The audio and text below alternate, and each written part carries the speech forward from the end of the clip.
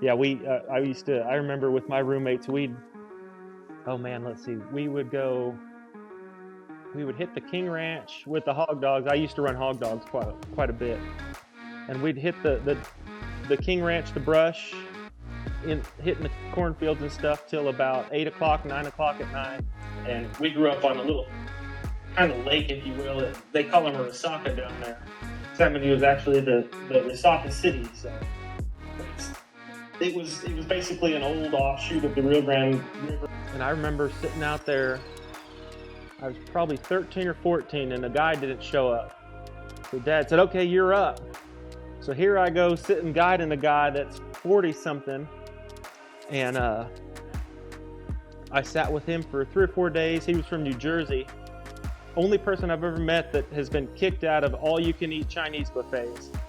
That man could eat, but had a blast, and I said, this is all I want to do. What's up, guys? Welcome to episode 4 of the Tejas Hunt Club Podcast.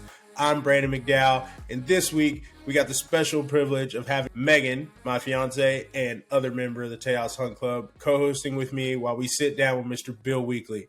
Bill is a hunter, a photographer, a lease manager down in South Texas. He grew up close to the Rio Grande River, and he's going to give us a little insight on what it was like to grow up down there. This is an awesome episode, and we cover a bunch of different topics, from fishing down in South Texas to photography of songbirds and different reptiles and things. I will say I'm going to apologize right now that we did have some technical difficulties on this episode. We had a little bit of audio issues with some echo, so I tried my best to clean it up as much as I could, but there is some spots. So we appreciate you listening, even though we ran into some issues this time. We promise we'll try to keep those to a minimum. With that being said, I hope you enjoy the episode. I also hope you're getting ready for turkey season, because when this drops, we're going to be about 6 days out from it starting here down in Texas. I got a video from Jared earlier today, and he's found some gobblers. 2 different groups, he says. So we're plotting, we're planning, and hopefully next weekend we're going to have some turkeys gobbling on film, and then also some turkeys getting carried back to camp. So if you're not practicing your turkey calls, you need to be. I already know, I've seen on Instagram and stuff, some people killing some birds down in Florida and other places in the U.S. So season's already rolling. So if you don't have your stuff out already, you're a little behind. Other things coming up, Total Archery Challenge. We're going to be there. If you're going to be there, let us know. We'd love to shoot some arrows with you, maybe even have a cold beverage or two, and hang out, talk about archery and shooting tack and everything. So appreciate y'all's listening. If you're not already following us, please do. Bar MC Media and Tejas Hunt Club on Instagram, Facebook. Join the Tejas Hunt Club group on Facebook. Got some cool stuff in there, and our YouTube channel. So if you haven't checked all those out already, please do. Now we're going to get into the episode. Thanks, guys. It's too much. There. Tejas. Let's go too. Tejas Hunt Club Podcast is the podcast for you and you and you and you. What's up, guys? This is another episode of the Tejas Hunt Club Podcast. We are here with Bill Weekley, and we're going to talk about photography. We're going to talk about wildlife. We're going to talk about Texas, and we'll see how the conversation goes. But first, saw Bill's page on Instagram. He's an awesome photographer. He gets to take some photos of some pretty cool bucks and even songbirds and different animals in Texas. So we're going to get it started and let Bill introduce himself and kind of talk about his background and how he got into photography. Well, my name is Bill Weekley.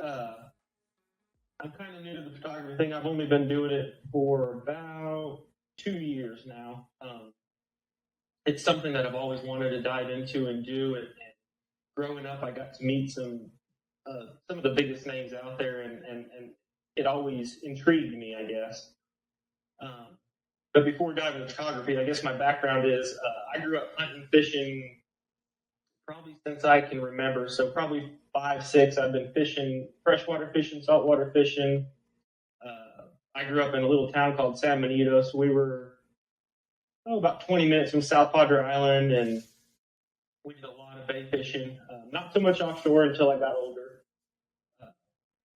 Lots and lots of inland bay fishing, and we grew up on a little kind of lake, if you will. They call them a resaca down there. San Benito is actually the resaca city, so, but it was basically an old offshoot of the Rio Grande River, and now it's not, but they use it for irrigation, and it's great fishing. Lots of cool fish to catch in there. My family and my dad's best friend bought a ranch, I guess, when I was probably 7 or 8, and I just immersed myself in deer hunting, I guess. And it's all I've known since. I've been doing it professionally since I graduated college. Running ranches. I got a degree from Texas A&M Kingsville in range and wildlife management, and hit the ground running. I was going to go back for my master's, but my options that year, I believe, were urban raccoons in Houston. It wasn't for me for my master's, and the other one was, I forget what sparrow in, I don't even remember what state in the Midwest somewhere. And I said, no, I had already been working, taking care of a couple hunt leases, and I just hit the ground running, never stopped. Been hunting since, and the photography, like I said, is new. The ranch I manage now, I have the time to do it, so I'm jumping in full steam. Well, that's pretty cool, man. I don't know if you know this, but actually when I graduated high school back in 2010, my freshman year of college was spent at Texas A&M Kingsville. And cool. So I stayed in Turner Hall. I think it was room 239 or 236, but it was like right on the corner. So if you turn the corner around Turner, it was the second floor, just like that very first window. Awesome. I was there in 2010. I transferred there from Sam Houston State in 2009. So we did a flip flop. So I went to Kingsville, then I wound up graduating from Sam Houston State. And I guess you went to Sam Houston State and wound up graduating from Kingsville. I started off at Sam. I was on the radio team and stuff, and I guess in 2009 I tore my bicep kind of calf there at the Sam Houston College Rodeo, and I kind of said I was always going to transfer, and I just did it early. Yeah. That's funny, man. Yes, but it sounds like there in Kingsville about the same time then. Yeah, I graduated Kingsville in 11. Okay, yeah. So, yeah, I was there the fall of 10 and then the spring of 11, and then that's when I wound up moving up here. Cool. But, yeah. So, I try to get back down there. I had a buddy, one of my good buddies stayed down there, and when he would make trips up, I'd be like, dude, on your way up, can you bring me some quesadillas from El Tapatio? To get here, and a couple times he made the trip, and he actually brought me some quesadillas from down there. Heck I love that. Can't beat that. Yeah, Kingsville's a cool town if you kind of like get the vibe, but if not, I could definitely see how a lot of people kind of move away from there. Yeah, small town. Everyone knows everyone. Oh, yeah. Sure. We spent a lot of time because my buddy had a place in Rockport. Okay. And so we'd go fishing all the time, and then we'd go to Baffin, too, and then walk the pier and do all that stuff. Get out of there so I could actually go to class. Yeah, I remember with my roommates, we would hit the King Ranch with the hog dogs. I used to run hog dogs quite a bit. And we'd hit the King Ranch, the brush, hitting the cornfields and stuff till about 8 o'clock, 9 o'clock at night. Then we'd hit the farm fields in the King Ranch on the way out. Then we'd eat Whataburger at 10, 11 o'clock. Then we'd go hog hunt the farm fields around Kingsville, go to sleep at about 3 o'clock, and then wake up for 7:30 classes. Yeah. I don't know how I did it. Can't do it anymore. No, definitely. I'm like trying to be in bed by at least 9:30 or 10. I hear you.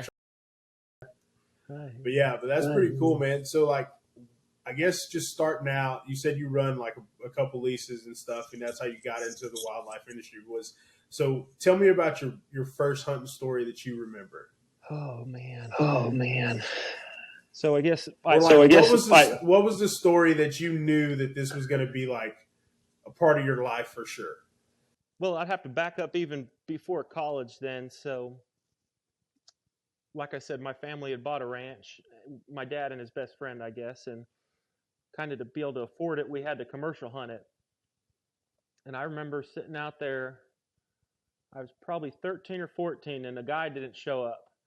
So Dad said, okay, you're up. So here I go sitting guiding a guy that's 40-something, and I sat with him for 3 or 4 days. He was from New Jersey. Only person I've ever met that has been kicked out of all-you-can-eat Chinese buffets. That man could eat, but no, had a blast, and I said, this is all I want to do. And that lit the fire under me, and I haven't looked back. I hear you, man. So what animal is it that does it for you? Is it the whitetails, or is it bird hunting down there? Because we know the area that you're talking about down there has some dang good dove hunting. Yeah, so I guess what the deer got me into it. That's always been my love and my passion, and what I go back to. That being said, man, there's some killer white wing hunting down in the valley. And my father-in-law, he's a farmer, and he plants sunflowers right on the river every year, and I don't miss it. That's some of the best shooting. It's amazing. Some of my buddies that I met down there in Kingsville when I was going to school, they farmed down there. So we've made a couple trips down there to go dove hunting. We do like a little cast and blast during white wing season, and go fishing in the morning, and then we hit the dove fields later on. First hunt early together. white wing weekend down there, and it was a hot. very hot. Yeah. God. Very hot, easily dehydrating. I mean, it's definitely an undertaking. Just have to drink another beer. Yeah. Well, yeah. I told her when we went down there, she had never been down that far south. So, like, when we got to Kingsville, of course, I grew up in Goliad. So, like, I knew about going down there. Then I went to school down there. So, got to Kingsville. I think it was already dark when we got to Kingsville because we left from up here in College Station. But when we got on the south side of Kingsville, I was like, hey, that's where the King Ranch starts. And then she's like, well, where's it in? And I said, well, I'll tell you when we get down there, pretty much. But, yeah, it's a pretty country. I love it. I like it a lot. It's unbelievable. I spent 6 years, I guess, working on a ranch between Rivera and Raymondville. Yeah. And we had my bosses had 110,000 acres of the Kennedy leased, and it was wild country. Yeah. So I'm sure you see amazingly beautiful. Bunch of beautiful bucks down there because I like the way they look from down there, like the real absolutely. deep chocolate horns, and like it's like I said, it's different country, even from South Texas, I think. And then I'm sure you've seen a bunch of nilgai as well. Oh gosh, yeah, we would bring them out by the trailer load. Yeah. After a weekend, 10, 15 of them. That's nice, man. The nilgai's pretty high on my list. I really want to shoot one. My next hunt is either I want to do an axis hunt or I want to do a nilgai hunt for sure. Them nilgai eat better than an axis. Definitely. I'd say it'd go either way, man. With me, it's like neck and neck. Just depends on who's cooking it. Yeah, I guess. that's very true. So yeah, I love both, but axis for me is still the top. axis. It's hard to beat. It is.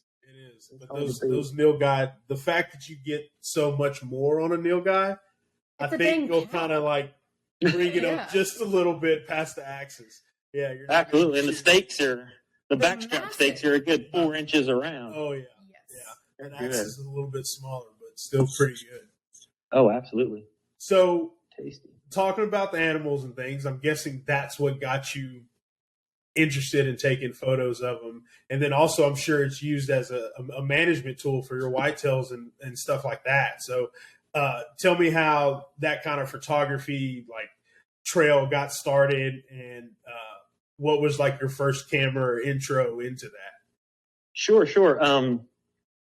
So again, this would go back to my dad and his best friend's ranch, and we kind of had a ranch right up next to a couple really big name people that were doing some really big stuff in deer in the early 1990s. And so I got to meet some guys like and he doesn't remember it. I've talked to him on social media, but I met him when I was 8 or so. I met Lance Kruger and saw him take pictures and stuff, and that was one of the people that inspired me too. There's 5 or 6 that really made me want to do it, but I didn't want to ask my dad for camera gear. Yeah. But that was kind of the spark a long time ago. When I moved up to this ranch, one of the guys that comes out here a lot, he was a wildlife photographer, and we got to talking. He said, "Oh yeah, you need to get into it." And I said, "Well, I got a little. I think my first camera was a Nikon D90, little old camera, good camera though." And so he lent me a lens, a 300 prime, to say, "Hey, see if you like it." Yeah. And that escalated to him lending me a D700, and now I shoot a 500. With So you're still shooting. I have a couple lenses, and Yeah. I love that 500. I will say I'm really close to getting the Z9. That thing is a beast. See, and that to me is, I'm so foreign. I'm a Canon shooter, and so you tell me that, I'm like, that's just gibberish to me. I'm trying to figure out what that means. I mean, for us, is that a mirrorless camera, or is that the Z9 is the Mirrorless. newest mirrorless? okay? Yeah. So the 500 is great. It's a great camera. It's a crop sensor. The Z9's full frame, but I can shoot 20 frames per second, or I can shoot 120 frames per second in JPEG. Nice. So for the action stuff, it's unbeatable. Right. Yep. Oh yeah. But that's kind of what got me into it. Well, that's awesome, man. So, like, how were you? How did you learn? YouTube, books, podcasts. YouTube, reaching out to anyone that will respond to me on Instagram, getting out and shooting. Yeah. I would say that was probably my best education. Yep. And I would go out there, I'd do something, I couldn't figure something out, and then YouTube would be my best friend. Mm-hmm. Exactly the same way here, man. I mean, when we got started, Megan was already ahead of me and still is ahead of me in the game. And I'm still just trying to catch up because I was focused more on the video stuff when I first got started. And then once I started taking photos, then it was like, okay, now I got to learn this piece too. But it's coming along. But like you said, YouTube is my best friend for sure. Or absolutely, yeah. And now, oh, absolutely. And with the way Instagram is, I'm trying to go into the video more because that's what they want. Mm-hmm. Yeah. But that's a whole nother learning curve. I love the stills. Yeah, it's a juggle between doing both. And I mean, even deciding what you want to shoot when you're shooting something. Yeah. For instance, it's like, do I want to take this picture or do I want to take this video? Because that's what kills me is I don't want a video and go, oh no, I missed the shot I could have had. Yeah. Yeah, because I feel like, in my perspective, it's like you're telling a story in one frame, right? Right. With the photo. And Absolutely. sometimes the impact of a still photo, for whatever reason, for me, is higher. It depends on the situation. I mean, you could have, I'm right there with you. You know what I mean? Like, you could have a 2-minute long video that's the same subject in the same, scenario, but it may not be as impactful as that one moment, that one frame. So I hear Absolutely. you on that. Yeah. So I photographed a fight sequence this past season, and I don't think it would have come out as good in a video because you can't see the pain in the eye and those stills, and it doesn't translate in a video. It's so fast. Yes. Yep. Yeah. Unless you have like Oh, a huge camera with super slow-mo, then you can kind of get into it, but then you're talking tens of thousands of dollars to be able to do that. Big money. Let alone the computer that could process it. Well, and I get back to the Z9 I want, and that thing, the video it shoots is 8K. I don't have a screen that I can watch 8K on, so right. I can't appreciate it. When we got our mirrorless that shoots 4K, we had to think about this. Okay, how much storage is this going to take versus how many screens? How many screens can actually play 4K, right? So then it's like, absolutely, is it worth the? Well, for YouTube, it's a little different because they do play 4K, but right. And like my D500 shoots 4K, but I only shoot 1080p because the storage and you can't appreciate it without that 4K monitor. We just got another 12 terabyte hard drive yesterday, so We feel the pain. Yeah, absolutely. That is a juggle for sure. It's like, well, we start filling up one hard drive, and then of course you want to have backups just in case something happens. Yeah. So then it's just like I said, it's an everyday struggle, but it's fun. Absolutely, for sure. Definitely is. So I guess, like you said, you're trying to get into the video aspect of it. Like what's some of the things that you want to use the video for? This is going to sound silly, but for reels. Mm-hmm. Yeah. It doesn't sound silly at all. Yeah. I mean, you can only do so many photo reels. Yeah. I'm running out of ideas for it. There's only so many songs that have a beat drop that you can exactly. Always searching for one. Yeah, always searching. Yeah, and the videos of Whitetail are easy. You don't have to do anything. You just make it slow mo and play it with any song, and people love it. Yep, absolutely. It's all about the deer for sure. You know, I followed like Las Rosias Ranch, and absolutely. There's the Sombrito, like all those guys are just putting out they're filming their video deer after video, and then just putting it on Instagram, and it's killing it. But it's some pretty cool stuff. Yeah, it makes you want to go hunt there. Oh, absolutely, yeah. Even just take photos there. Like I want some of those videos too. Like I don't have to. You don't even have to send me with a gun. Just send me with a camera, and that's it. There's a few places that do that now. Yeah. You're speaking of Lance. They do whitetail photography. Yeah, Lance Kruger, like you were talking about earlier, he's doing that one at Las Rosias. It's just I want to go, but then we got to save up for it. You got to save up. I hear you. Yeah. I was trying to go, and I was talking to him. I said, "Man, our dates just don't match. I got hunters those dates. Yeah, just can't make it work." Yeah. So, how many hunters y'all running through like a year? Man, we don't do a lot here. We probably do 5 or 10 commercial hunts a year here, and we do 3 youth hunts a year here with 6 kids each. Nice. And those are big events, if you will. Okay. Y'all just donate those to your, like the ranch just donates them to kids in the community there locally? They have, so they've been doing it here for 20 years, and they have their own recruiting section of the whole youth hunts. I handled on the ranch side, and they have recruiters that pull them out of cities all over Texas and find the right kid they're looking for and qualify them and all that. Yeah. That's pretty cool, man. That's very cool. Yeah, we just got done this past weekend. We are on the Ranch and Wildlife Committee for Houston Livestock Show and Rodeo, and we put on a clay shoot for the 4-H and FFA kids. They come and shoot sporting clays, skeet, not trap, and then it's a 3-day event. They start on shooting on Friday and Saturday. Then the finals are on Sunday. Mm-hmm. And I think we wound up giving away like a little over $100,000 in scholarships and prizes. I mean, I shot trap and skeet in high school 4-H, and like I'm just gonna be honest. I'm jealous of these kids because we're giving away guns. We give away a lifetime hunting and fishing license. Like that right there. Like keep the cash, keep the guns, keep the boots. If you gave me a lifetime hunting and fishing license, you saved me a lot of money for sure, and don't even have to worry about it. Just auto renews. It comes to you. Heck yeah. We give away all that stuff, and you get to see those kids kind of go through like the juniors and then come up and then graduate to seniors and stuff. I mean, this is our 10th anniversary, and then you've been on the committee for 9 years. 9 years, and then I've been on it officially for 5, and then I started going with her, and so I've been going to these events for like 7 years or so. So yeah, it's a pretty cool event. But so we definitely know about like hunting with kids and like helping, building the youth in the outdoors because it's hard. I wish I was a better shotgun shot. I've hunted with too many kids at those white wing hunts down south that just put me to shame. Yeah.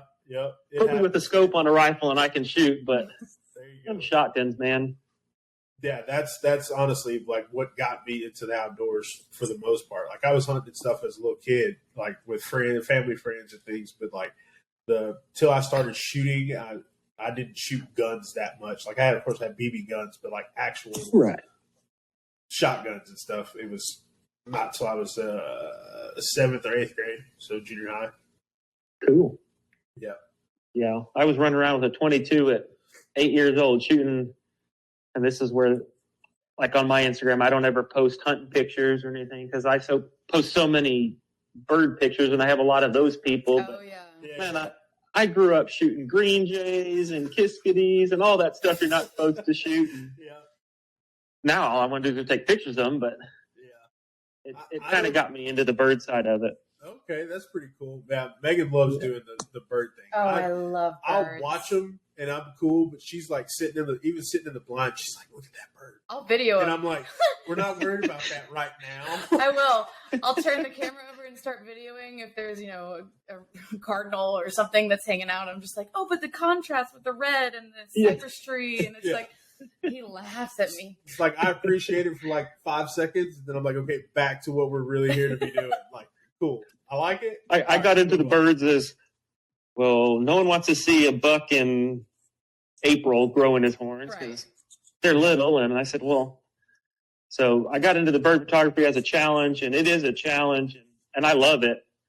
But you won't catch me go out bird watching either. Yeah. If I go out, it's with the camera. Yeah.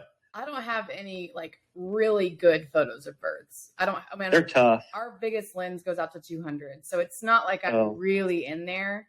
But I take as many pictures as I can and videos as I can from the distance. And I think they're so cool. What helps, so my birds, I'm shooting at 500 with a 2 to 500 lens on it. So I'm shooting 750 equivalent. Mm-hmm. And then I get the birds at 7.5 feet. So yeah. They fill the frame. Yeah. Absolutely. It helps. Yeah. And the distance really helps.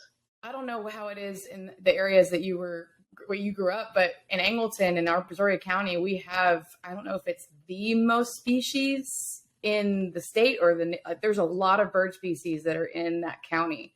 And I didn't realize it as a kid, but now looking back, I'm like, well, no wonder. My grandmother and I both have this thing where we're always looking at them and identifying which ones are which. And so there's a ton. But hummingbirds are probably my favorite. That's one of the ones that's a real challenge. They're fun. Yeah. They're a challenge, but they're also not. Once you figure out how hummingbirds work, they're a breeze. Really? They're going to come to a feeder. Yeah.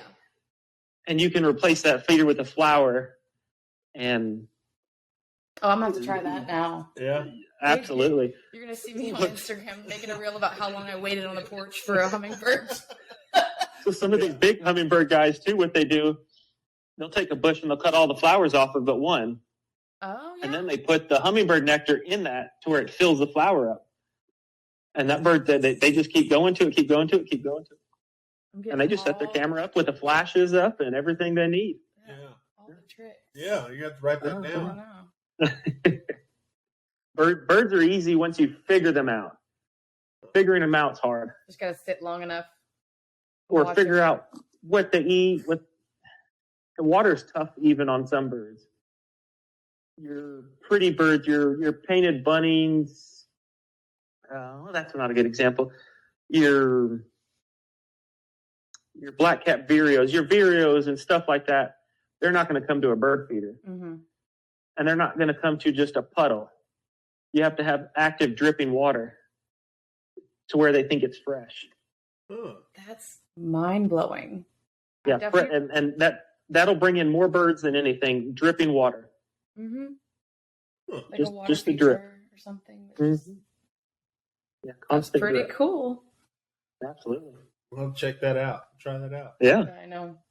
Now I'm going to get all interested in birds. I know. Now you're just going to be challenged to capture them. So. Yeah. Yeah. The stills of birds are tough. Yeah. There's one bird that I do like taking videos and photos of, but it's about to be that time.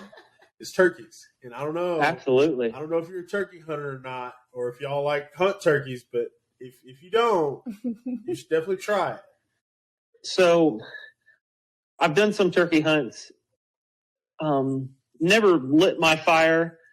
That being said, I love taking pictures of turkeys. And I got an actual really rare turkey on the ranch right now. As far as I know, no one's seen one that looks like this coloration. I talked to the National Wild Turkey Federation head biologist guy that's been there for 30, 40 years. And he said, I've never seen one that looks like that. Oh, didn't you posted this one a while back, didn't you? Is it a hybrid? Yeah, it's a leucistic or partially leucistic. So it's a piebald turkey. Yeah. What? If you will. It's pretty cool. I saw it when he posted it. We'll have to put a picture of it in Oh, here. we definitely will. It's not the best picture. I was sitting in a deer blind setup for deer photos, and he came in, and the light wasn't perfect, and the light wasn't perfect. I'm looking at the No, photo right now. if you saw that picture before I edited it, the light wasn't perfect. Yeah, but it's that's very cool. I don't think was it a hen or was it a tom? No, it's a tom. Yeah, he's got a beard. Yeah, and his beard's gray. Golly.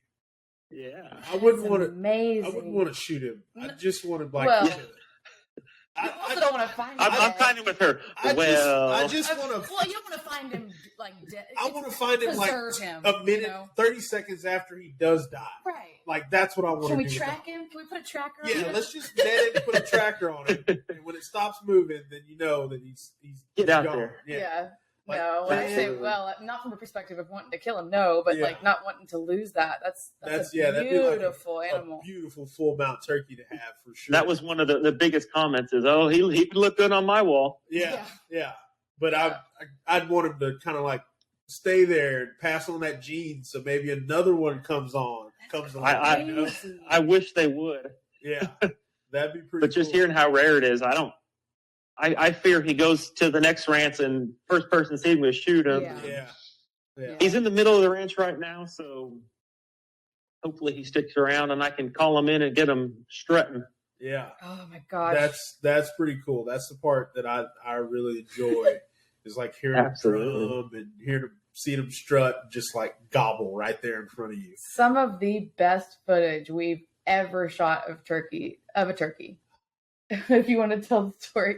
So I was shooting video. I'll let him tell you what happened, but we watched this bird come in from 400 yards away. I mean, across the field, watched him just drum, poof, basically just fan out 3-4 times. And then he came into Brandon hunting. Yeah. So we're sitting there watching this turkey. And like you said, he's pretty far out. He's just sitting there strutting, coming in the whole time. We'd call my buddy Jared would call a little bit, and he'd gobble back, and I'm just, oh yeah, this is going to be awesome. And I know she's filming this, and it's wide open. There's no bushes or anything in front of us, just like how you want it.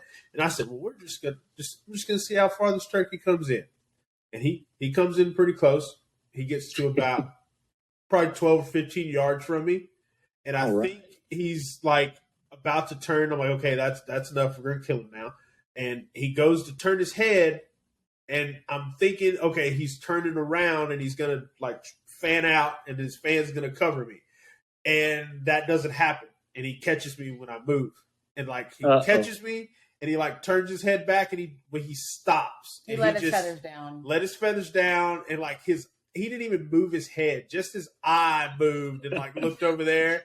And I tried to reach for the gun and pull it up, and I missed 3 times with the bird within under 30 yards for all 3 of them. Oh, man. And did you shoot him? Was flying away and everything? No. He was running. The whole track that he took in was the exact track that he took out running. So I got to watch him run for a good long ways and then head back off into the bush. That's just kind of, little extra in the side there as he ran off the way out. Yeah. He was dodging them, and I was that's probably the maddest I've ever been at myself. 'Cause not at the bird, just at myself, because I knew that I didn't set that up the way it needed to be set up. But you live. Absolutely. That's kind of what makes you want to chase him again, though. He was handsome. Absolutely. Yeah. He was very handsome. So we kind of hunted turkeys down there south of Rivera. Hunted them a little different.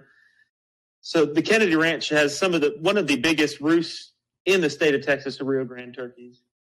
Figures. So it was nothing for us to see a group of 400 turkeys, 500. I mean, just everywhere. A mob of them. Yeah. So we have the fall turkey season, and that place was predominantly quail hunting. So they always had shotguns. So they would carry an extra shotgun with them, and we'd see the turkeys out 500-600 yards out. And they'd stop the truck, they'd get out, get the other shotgun, get back on top, and we'd flush the turkeys. And then boom, boom, shoot them out of the air. Oh my gosh. I don't know how sporting that is, but it's really funny to watch. Yeah, it's a way bigger target than a quail. When you and it's harder than you think. Yeah. I mean, you to shoot them like Nebraska, that, right? Well, yeah. In Nebraska, I shot one out of the air, but it was for sure lucky, and it wasn't on purpose. It was just a happenstance. Absolutely. Yeah, that'd be pretty fun. You get upset. You're missing quail. Just get back on track. You'll flush the turkeys out. That's something else. That's funny. Those quail hunts down there, you never knew what it was going to be. It could turn into a turkey hunt.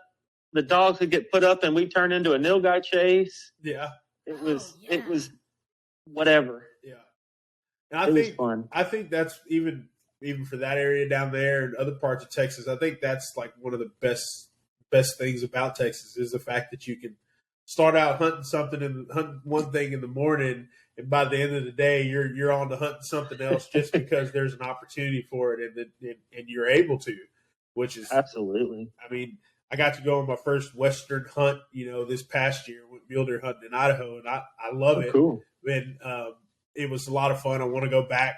I love chasing mule deer, but I still love hunting in Texas probably more, just because, like you said, you can be hunting one thing and find something else and get on that too. And you never know. Yeah, you never know. That's like you said, you get to hunt some pretty cool country down there in the valley. Absolutely, yeah. South Texas is almost like its own country. Oh, I believe it. Yeah, it's wild. It's so funny. Every time I talk about South Texas, and I've mentioned this before, but when I went to South Africa, it felt like South Texas. I don't know if you've ever been. I haven't, but the pictures I've seen, I mean, they look almost identical. Yeah, literally. Yeah, there's a little bit of slope difference, but other than that, I mean, I loved it just as much as I love South Texas. If you get like kind of the southwestern edge of the valley, like Rio Grande City up to between Rio Grande City and Laredo, it really looks like it because you get terrain and topography in there. Okay. And it looks a lot more there than like the valley or Kingsville. To the coast, yeah. Mm-hmm. Mm-hmm. Flatter. Flat. Yeah. So, man, I know we talk a lot about hunting, but you said the fishing's pretty good down there. And the fishing in the valley is real good. I'm guessing that lake that you said you fished on before had some pretty good redfish in it. Well, the lake was luckily that lake was all freshwater. Oh, it was all okay. It's all irrigation water for the field, so like that. No, but we had gar. I'm trying to think what all we catch: gar, catfish, tilapia. Mm-hmm. We had freshwater drum in there. Yeah. Bass, bluegill, carp. I love catching the carp. They're just so big and easy, and they fight. Yeah. As I was getting older, we started getting some of those, what are they called? Those little sucker fish in aquariums. Oh, I know what you're talking about. The black and... Yeah. Yeah. And we'd catch some of those that were 16, 18 inches long that people were letting go and stuff. Yeah. Yeah. So that was cool. Yeah. It was nice growing up in the valley. Yeah, that's what I hear from everybody. It's a cool place to be. So one of the things I want to catch in the valley is it's pretty hard, but I really want to go down there and catch a snook. So have you ever caught some of those? I haven't, but I know some guys that can put you on them. Nice. Well, we might have to get in touch with that, man. Absolutely, I got some buddies that guide and stuff, and they've of course been to Florida and fish for them over there and different things. But I want to catch a Texas snook. Yeah. I got lucky. I got really lucky. Oh, you caught one in South Padre? Yeah. Oh, cool. Yeah, that was really lucky. I think we were in the intercoastal or somewhere where I was like, we're not going to catch any fish here. Sure enough, that's where you always catch them. I caught a snook, and I didn't know what it was when I was a kid. I'm like, what is that? They're very cool looking, but they have odd shaped heads, and how big their mouths are. Yeah. But yeah, that was a cool experience. But ever since then, not even close. Yeah, they're coming back. They're catching a lot more of them now. Well, that's good. There for a while, they were pretty hard to find. Yeah. for a long time, I didn't even know that we even had snook in Texas. Like I thought it was like always like a Florida thing, and then like, oh yeah, I realized past couple of years people have been catching them and stuff, and then also until I was in high school, I didn't even know we had tarpon until I went to Rockport and like the tarpon inn and all that kind of stuff and figured that out, and then I was like, holy cow, how we had tarpon at one time, and from what I hear, it was like the tarpon, like a tarpon capital. Yeah. And then they just got fished out. But we've been seeing it, or I've been seeing on the internet stuff, people catching them a lot more too on the coast. So that'd be pretty cool. Mm-hmm. Yeah. Heck yeah. Don't have to travel. Yeah, I miss that about South Texas, the fishing and all that. Yeah. Being so close to the coast, it's like it's just easy to do. Like I didn't really grow up freshwater fishing that much. Like if we had somebody's pond or something, we were working cows or something like that, we'll stop and do that. But like just to be like, oh, we're gonna go fish this pond for bass, like it was like we'll just go to Rockport and go fish the coast and do that instead. It was usually just a more sure deal. Yeah, a more sure deal and a little bit more fight for sure. Absolutely. Yeah, because you never know what you're gonna get when you're fishing saltwater. Absolutely. From little minnows to sharks. Sharks are fun. Yeah.